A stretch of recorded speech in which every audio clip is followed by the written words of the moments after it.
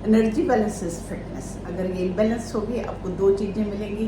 ज़्यादा एनर्जी इकट्ठी होने पे आपको मोटापा मिलेगा, कम एनर्जी होने पे आपका वेट लॉस होगा। और आज मैं यहाँ पे बात करूँगी आपकी मोटापे की। गुड मॉर्निंग फ्रेंड्स, मैं आपकी fitness coach doctor Suman Sharma आपका अपने इस यूट्यूब चैनल पर स्वागत करती हूँ।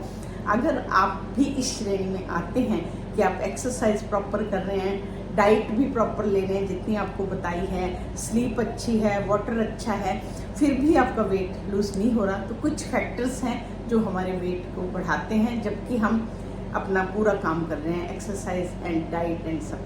तो आइए उन फैक्टर्स पे नज़र डालते हैं और उस पर काम करके हम अपना वेट लूज़ करते हैं। सबसे पहले मैं स्ट्रेस की बात करूँगी। अगर हम स्ट्रेस में रहते हैं, एंग्जाइटी में, चिंता में रहते हैं, तो उस टाइम जो स्ट्रेस में हम होते हैं तो हमारी बॉडी के अंदर स्ट्रेस हार्मोन, जिसका कॉर्टिसोल नाम से जाना जाता है, वो ज़्यादा प्रोड्यूस होता है। कॉर्टिसोल आपकी बॉडी में जब जब ज़्यादा होगा आपको ज़्यादा भूख लगेगी और आपका मन भी ऐसा खाना खाने का करेगा जिसमें ज़्यादा कैलोरीज हैं, आइसक्रीम है, छोले भटूरे, ऐसा खाना खाने का मन होगा। और उस टाइम आपकी माइंडफुलनेस ख़त्म हो जाती है, जो कि हमारी फिटनेस का मेन पार्ट है कि आप अपनी प्लेट को देखिएगा, क्या रखा है, कितना रखा है, क्यों खा रहे हैं, वो ख़त्म हो जाती है। तो हम अननोइंगली ज़्यादा खा लेते हैं जिससे हमारा वेट जो है वो गेन होता है।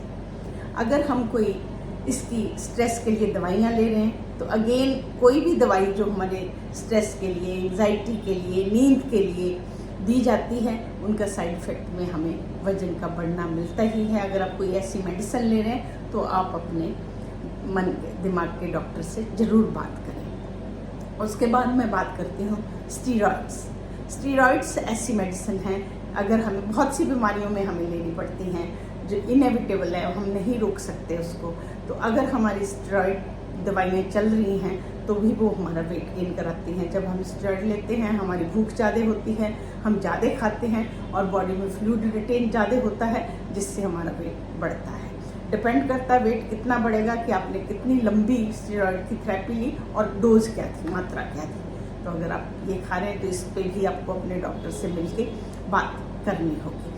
इसके बाद कुछ और दवाइयाँ हैं, कुछ डायबिटीज़ की मेडिसिन है, कुछ बीपी की दवाइयाँ भी आपका फ्लूइड रिटेंशन करने की पावर रखती हैं। और उसके बाद जो औरतें कॉन्ट्रासेप्टिव टैबलेट, बच्चा ना हो, वो दवाइयाँ यूज़ करी जाती हैं, उसके साइड इफ़ेक्ट में भी आपको वेट गेन मिलता है।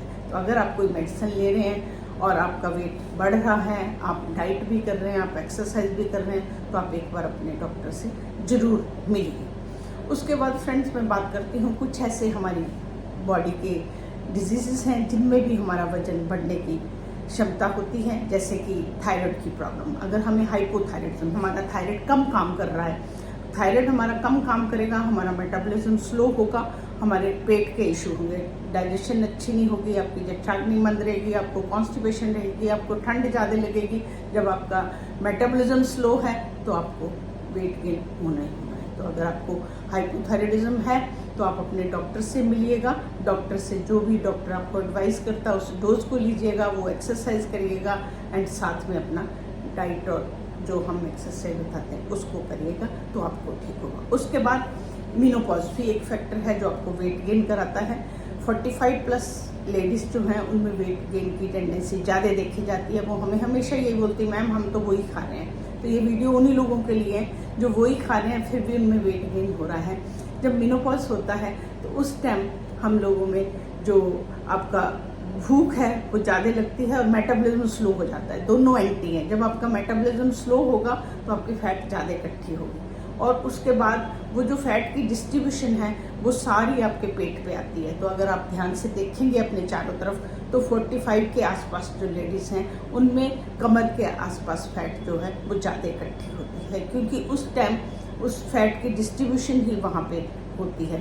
तो इसलिए अगर आप इस एज में हैं तो इस चीज़ का ध्यान रखिए। इसके लिए आपको क्या करना होगा, आपको खाने में ध्यान देना होगा, थोड़ी कैलोरीज कम करें और अपनी कमर वाली एक्सरसाइज, जैसे हम बेली एक्सरसाइज बोलते हैं, जिसमें आपका पेट इन्वॉल्व हो, मैं फ़ोटो में दिखा रही हूँ, आप वो वाली एक्सरसाइज का ध्यान रखिएगा और डाइट का ध्यान रखिएगा। बहुत क्लोज आई इस पे रखिए, नहीं तो इस टाइम में आपका वजन बढ़ना निश्चित है। उसके बाद एक आपको प्रॉब्लम आती है कुशिंग सिंड्रोम करके, उसमें आपके अंदर आपका एड्रिनल ग्लैंड ज़्यादा कॉर्टिसोल बनाएगा, तो आपके भूख ज़्यादा लगेगी, आपका ज़्यादा फैट इकट्ठा होगा, और ये पर्टिकुलर फैट जो है आपके मुंह पे, आपकी पीठ पे, आपके पेट पे इकट्ठा होता है, फ्लूइड रिटेंशन होती है और आपका वेट बढ़ता है।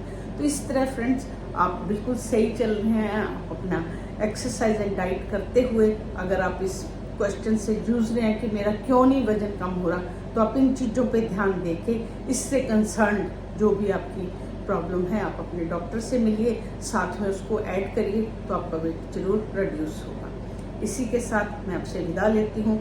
आप मेरे इस चैनल को ज़्यादा से ज़्यादा शेयर एंड सब्सक्राइब करें ताकि सब लोग इसका फ़ायदा उठा सकें। हम फिट रहेंगे तो इंडिया फिट रहेगा। इस मुहिम में मेरे साथ जुड़िए। नमस्कार।